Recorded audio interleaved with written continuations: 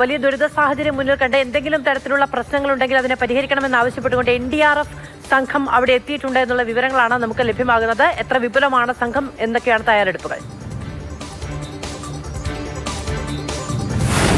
മധു, NDRF സംഘം കഴിഞ്ഞ 24 മുതൽ വയനാട്ടിൽ എത്തിയിട്ടുണ്ട്. ചെന്നൈയിൽ നിന്നുള്ള 30 അംഗ സംഘമാണ് എത്തിയിട്ടുള്ളത്. അവർ ഇന്ന് ചൂരൽമല പ്രദേശം സന്ദർശിക്കുകയാണ്.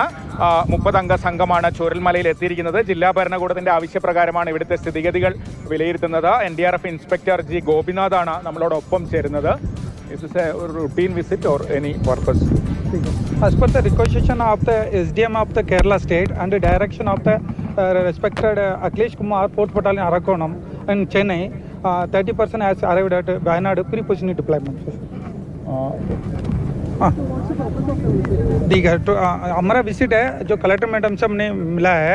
मिलने के बाद मैडम ने बोला लास्ट ईयर जो वायनाड में जो लैंड हुआ है उस एरिया को आप विजिट करें, एक बार मॉनिटर करके आपने आइडिया बनाया है कि लास्ट टाइम जैसे होना नहीं चाहिए, जहाँ जहाँ वनरेबिलिटी एरिया से उसको जाके देखें, उसके बाद अपना प्लान बना के तैयार रखें अपना टीम को. हमारा टीम के अंदर बहुत IRB हैं, OBM हैं और वेल ट्रेंड रेस्क्यूअर्स हैं. जो भी हमारे पास कटिंग इक्विपमेंट्स हैं, रोप इक्विपमेंट्स हैं, उसके बाद कई इक्विपमेंट्स हम लेके आए हैं. इस बार नए इक्विपमेंट्स लेके भी आए हैं. This is the same team came last year, no? Yes, same team. Some people are same, but I am now newly in the first time.